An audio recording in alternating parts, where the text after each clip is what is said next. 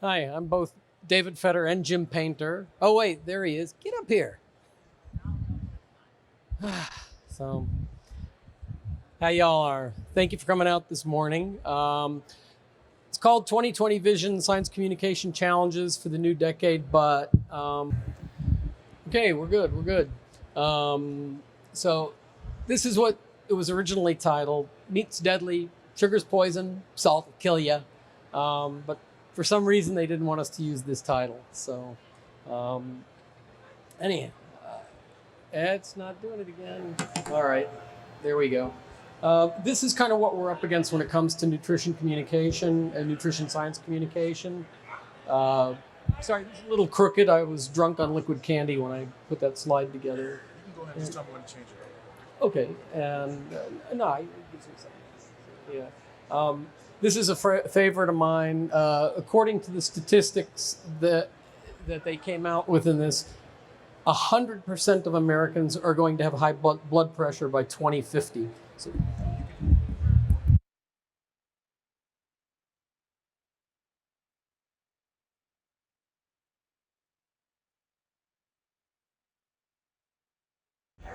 all right, thanks. Sorry about the technical difficulties, folks. Another example of the kinds of things that we deal with. This is satire. Just this is what we usually get when we're dealing with the consumers on nutrition and what their perception of nutrition is. And this really happened to me. When I had become an RD, I was in Whole Foods, and I heard a woman ask a 16-year-old stock clerk, she says, "I've just been diagnosed with cancer. What vitamins should I take?" And the only thing that was more shocking that she was asking a stock clerk was that he was answering her. And I needn't say that it was all BS what he was telling her. So, that's what we're up against. So there, you can break down nutrition miscommunication into several categories. There's misinterpretation, where you take a science report and either the people who are doing the research or the people who are reporting on the research are misrepresenting what they've got. This was a recent study. Eating small amounts of red and processed meats increases risk of death. And that's how they had it out there to the public. And the release talked about a new study out of Loma Linda: eating these things will kill you. But then you had misinterpretation, because the study was done among Seventh-day Adventists, 96,000 Seventh-day Adventists who are, by religion, they don't eat meat. So the few that are eating meat and answering this study are out on the fringe. Not only that, but the subjects who had the highest intake of unprocessed red meat also were less educated, less active, smoking, drinking, and overweight. So, right there, it's a useless study. I'm sorry if anyone out here did that, but it's a useless study. Jim, come on up, talk to us about sodium. So, then there's the, hit us with the sodium, what we got. So I sent my students out about 5-6 years ago looking at three things. What's the effect of cholesterol, saturated fat, and sodium on health and risk of heart disease? And I want to share just a couple of things that we found in our study. This is a clinical trial of the effects of dietary patterns on blood lipids. And so you can see here, looking at this DASH diet, comparing the DASH diet, the systolic blood pressures, diastolic blood pressures, the combination versus control, it was a 5.5 millimeters of mercury. Combination versus fruit and vegetables, 2.7. Fruits and vegetables versus control, 2.8. And then diastolic, it's about half that, as you might expect. One of the points here is, when we look at these differences in amounts, you can be statistically significant and mean actually nothing practically. And so we have these small amounts, and between the fruits and vegetables versus the control, it did something. The combination did something. The combination did a little bit better. But really, when we're talking about controlled study, and that's the amount of difference that we get, it is a difficult situation. Now, this came out just 3 weeks ago, and so I wanted to share this with you. All right, does it really make a difference in the general population to cut sodium? For all of you companies out there, does it make a difference? I mean, I've argued this back and forth for decades. This just came out about 2 weeks ago, and this is looking at 133 randomized controlled trials. That's it. That's a lot. I mean, that's what I'm after. Yeah. Correlation doesn't mean causation. So you have to look at controlled trials. This is controlled trials. And so they looked at them, and the groups with the blood pressure in the highest 25 percentile showed a clinically significant drop in blood pressure. That means that 75% of the population didn't. And so really, this sodium thing has gone nutsy. We're cutting sodium in children, and they're dropping like flies on the basketball court because they're sweating and they're only getting 2,300 milligrams of sodium. So in my personal opinion, sodium has gone way, way, way too far. And most of the population, I talked David Heber, who was the director of the Human Nutrition Center, and I said, I think 10% of the population is sodium sensitive. He said, it's 5. Really? 5? You think it's 5% of the population is sodium sensitive? And so we've been directing all of this money and effort in a national campaign to cut back on sodium, and it's for 5%. It's very important for that 5%. But should we make a dietary guideline for children and for the rest of the country based on that information? So sodium is one of the areas I think that we have gone really nutsy with. And it goes deeper because not only do you have the clinical significance that shows up in 25% of this population, but we get into the translation of the word significant because there are 3 different significant differences to look at. There is, let's take an example. Your boss comes up and he says, hey, I'm giving you a significant raise. You go home to the wife, you pop the champagne, and you put money down on a brand new Cadillac because you're getting a significant raise. Your paycheck rolls around and it's got an extra $10 in it. You go to your boss, what's going on? What's going on? And he says, well, it's measurable and it's not due to coincidence. It's a significant raise. So, you have clinical significance. And in most of these sodium studies, even the clinical significance is at the very threshold of where it's going to make a difference, 5 millimeters of mercury.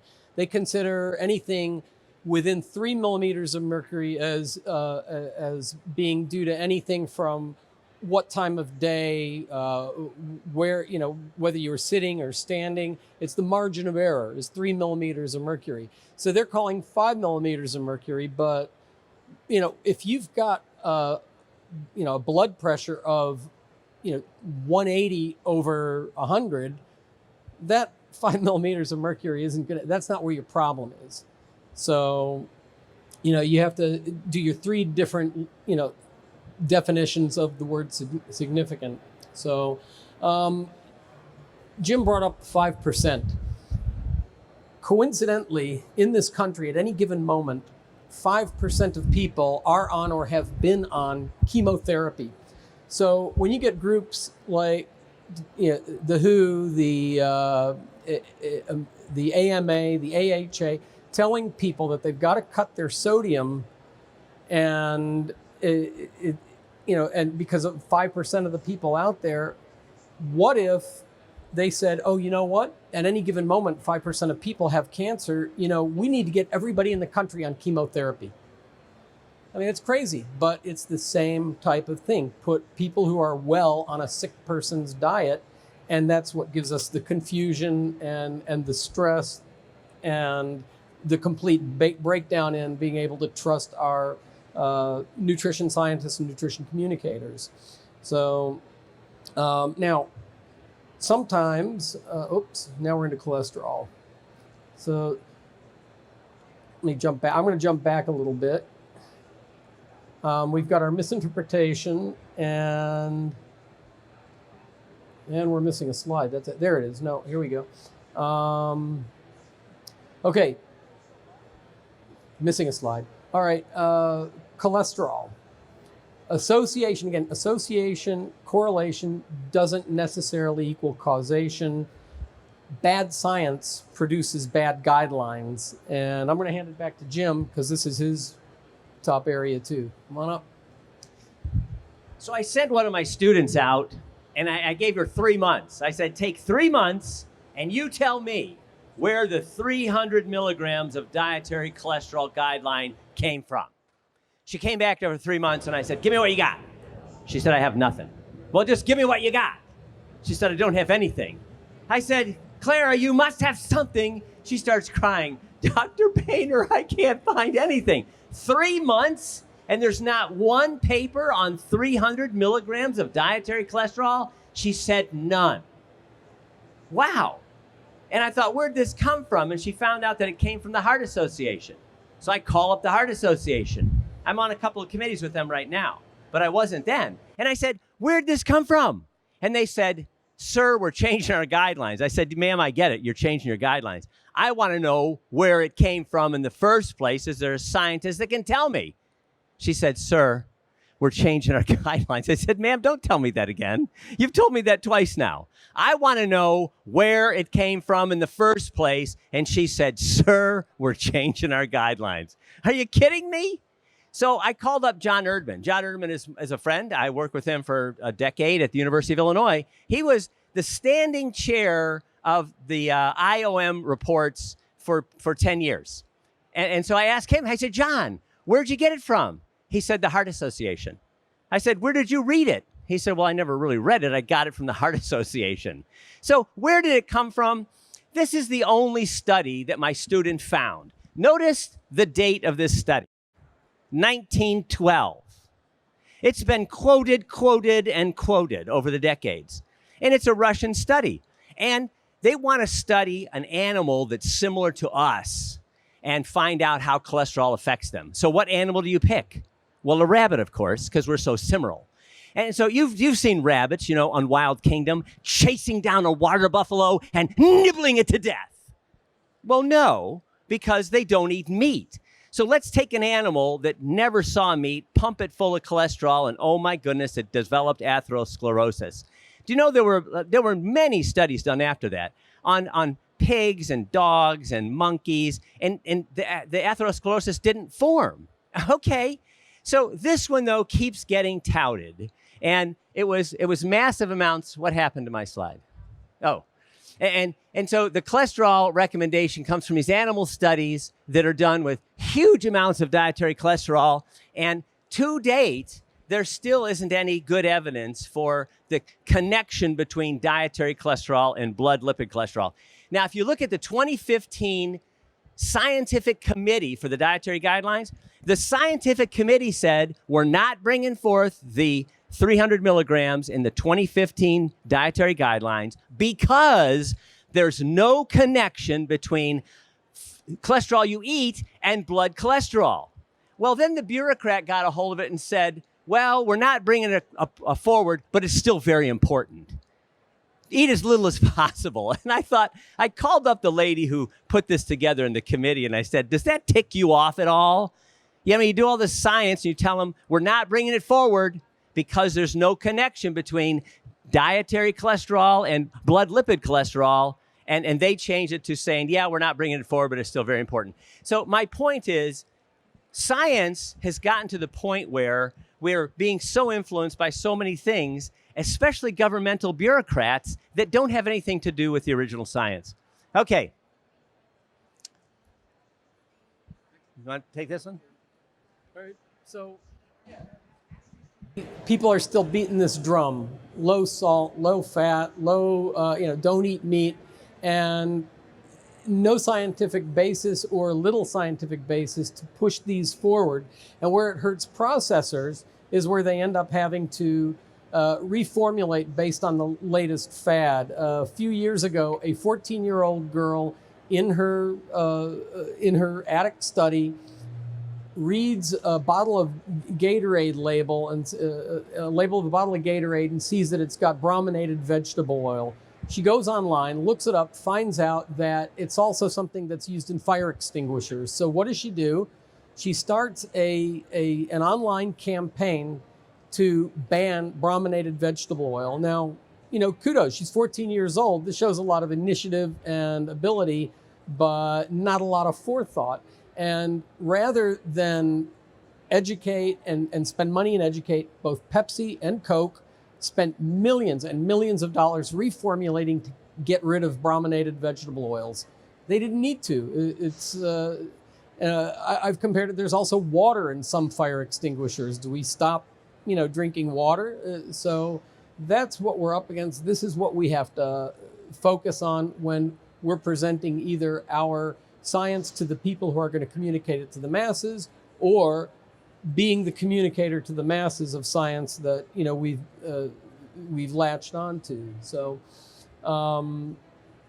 let's see. Added sugar intake, cardiovascular disease. This is another area where you can misrepresent what's really going on in a study, and that is, and this is the researchers doing it themselves. They are associating added sugar intake with cardiovascular disease risk. And in their conclusions, they say, we observed a significant, there's that word again, significant relationship between added sugar consumption and increased risk for CVD mortality. But wait, what happens? When you are adding sugar in, you're taking other things out. It just happens. You're eating less of. And this is actually something that Jim was doing a lot of the research on, that less calcium, less potassium, less vitamin A, less folate, less other nutrients. Hit it, Jim. Bernadette Marriott did this study and just looked at the reduction in nutrients with increase in added sugar from 5 up to 35%. And it doesn't matter if it's calcium, potassium, you lose nutrients when you add added sugar. So what's the problem with added sugar? Is it the added sugar itself, or is it the thing that added sugar is replacing? And so that ticks me off too. This is my third and last tick off, I think. The idea that when we look at something, it's an association and a correlation. Added sugar is associated with all kinds of things. Is it the added sugar that's causing it, or is it the lack of nutrients that you're losing because the sugar's in there? And so added sugar is a problem. And the more that you add, the worse it gets, which amazes me when about 10 years ago, the guidelines came out with, you can eat 25% of your diet as added sugar. Are you kidding me? When I first saw that come out, I thought you got to be kidding. All right, well, that's been around for a decade or more, and now the guideline is switched to less than 10%. Very good guideline. If 5% might be better, according to the World Health Organization, but nobody's saying don't eat any, because no one can prove that between 0 and 5% that there's any kind of a benefit by moving. There's a big benefit by going from 35% down to 5%. So we have scientists misinterpreting their own studies, and then we get the communicators who will take something similar to sugar, but maybe a little stronger association of fried food consumption with all-cause mortality, cancer, et cetera, But the popular headline for this study that was out in the media was fried chicken equals death. And if you happen to be eating your fried chicken when this came out, so that's another area of misinterpretation that, it's just, let's face it, good food, good ingredient, bad ingredient. That's a paradigm that sells media, sells products. And what's worse is it sells expertise, phony or just misled, or even some legitimate expertise. This came out recently, 15 ways to reduce lectins in your diet. And I'll probably get in trouble, but I think it's also very similar to some of the approach to the FODMAP diet. You're taking this vast category of compounds and telling people that they shouldn't eat it, and then they turn around and it's in just about everything they're eating. Bad science communication. My father was a NASA scientist. He used to say for every PhD, there's an equal and opposite PhD. Science isn't black and white. And, you know, sometimes you can have very, very good science. And I know these are old, but that's just to show these were two landmark studies on fiber and cancer, and they were released within a couple of weeks of each other. And one definitively, if you eat fiber, you're not going to reduce your risks of cancer. And the other, or other way around, you know, fiber can help protect against cancer. No, it can't. So, you know, this is the other area where we have to be careful and we have to communicate properly, because some things we just don't know. It's not black and white. It's a nice shade of gray. So how do we handle it? What do we do if we're communicating a message to a nutrition science communicator, or if we are the nutrition science communicator? If you're the scientist, what do you do? Well, these are things you want to do. I know you can't always do them. I've been both. I've been a bench scientist and I've been a journalist. So, you know, this is best case scenario, but I do this when a journalist calls, and I like when people do it to me as a journalist when I call.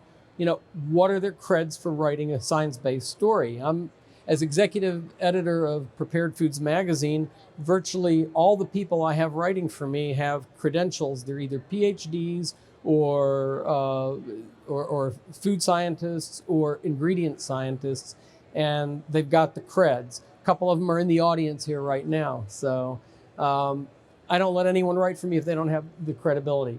That's what should happen as a scientist when you get a call from a journalist. What are your credentials for writing a science-based story? If they have none, you need to know that somebody is going to be looking at it who does have the credentials. And you're not going to end up with your study going out to the public as fried chicken equals death. So now, this is where it gets sticky. If the journalist doesn't have the chops and they don't have anyone with the chops to vet it, then, you know, I know it's not like you don't have enough on your plate, but offer to do it yourself or recommend expert sources. And, you know, they can always call you back after they have a accredited fact checker, but just don't let it go out loose.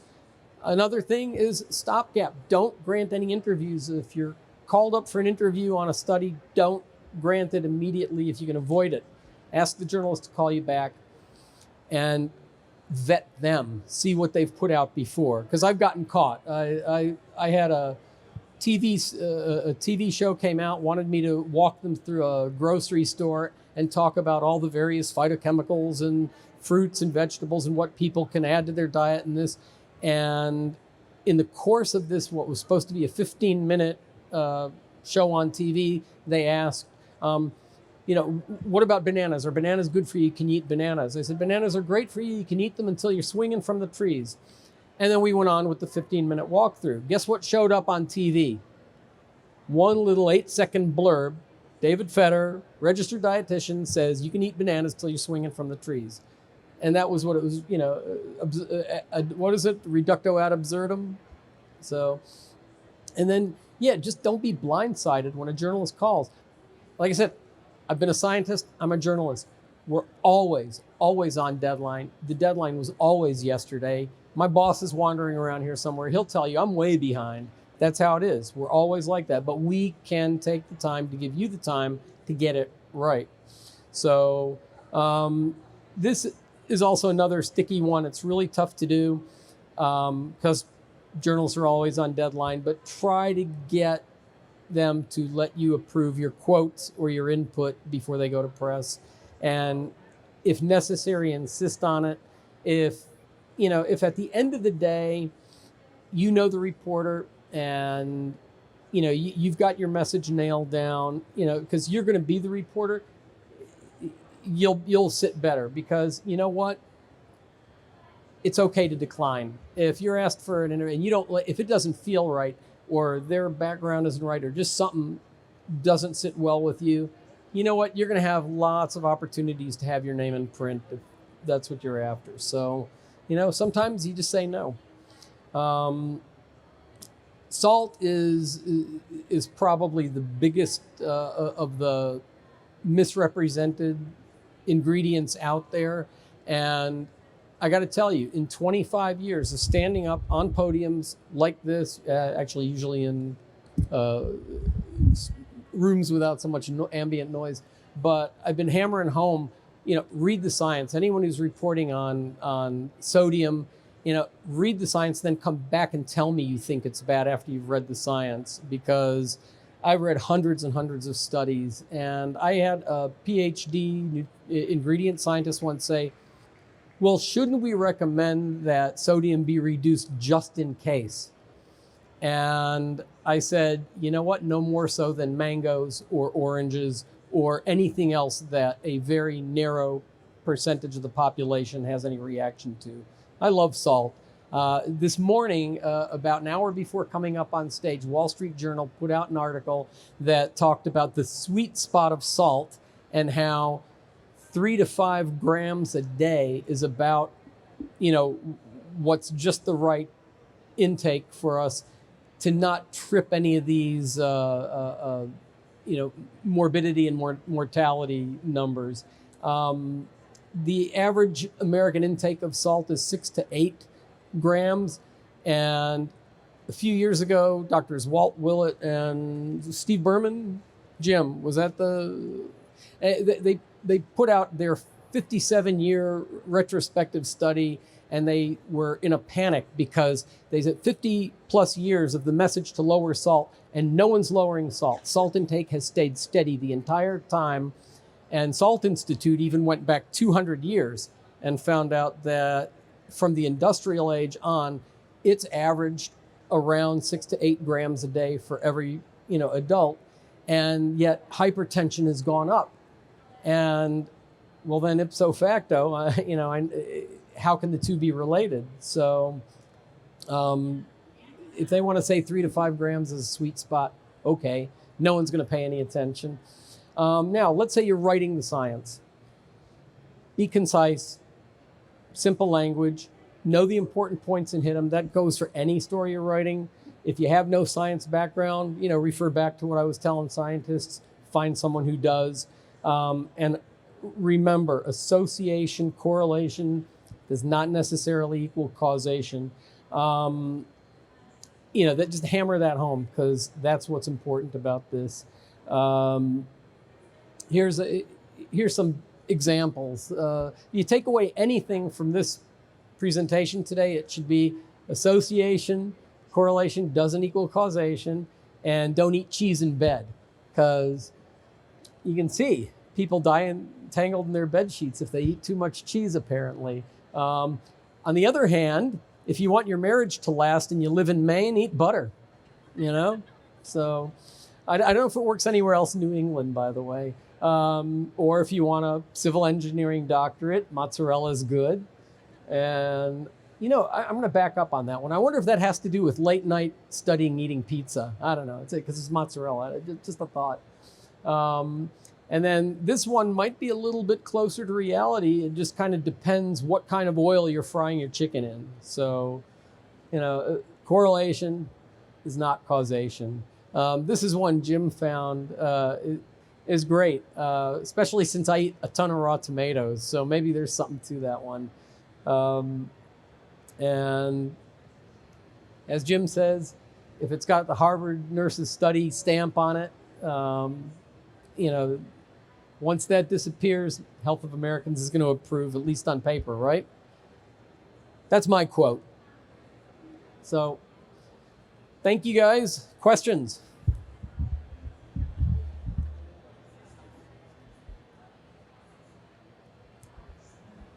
Test. All right, so we have 2 fantastic speakers here. Any questions out there? Anybody? Just raise your hand.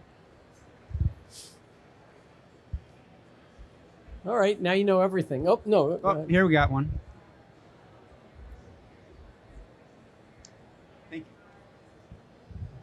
you. So you gave some great advice about how to respond to actual journalists that are looking for information. But we see a lot of information now. People consume it in very small bites, and I don't think they want or have the patience to go through an article that has been well written and researched and maybe communicated. So what kind of strategies do you have, or would you suggest, for smaller sound bites and how you would communicate with consumers in more of those quick little hits that they're looking for now? Well, it's a tough one because, as I said, that good ingredient, bad ingredient paradigm really sells. And if you got TV show or radio show and you need that soundbite, you know, I would say just find the real point and, you know, hammer that home. And the real point might just be I had to do like a soundbite. A journalist called me, because we call each other, for 2 sentences on GMOs and baby food. And I said, I can give you that. I said, but it's not going to be what you wanted. She wanted something like, oh my God, keep the babies away from GMOs. I have a baby, and, you know, I don't read for GMOs on, you know, what we feed him. And to her credit, she actually, you know, put in my sentences where I simply said, you know, GMOs haven't killed anybody yet.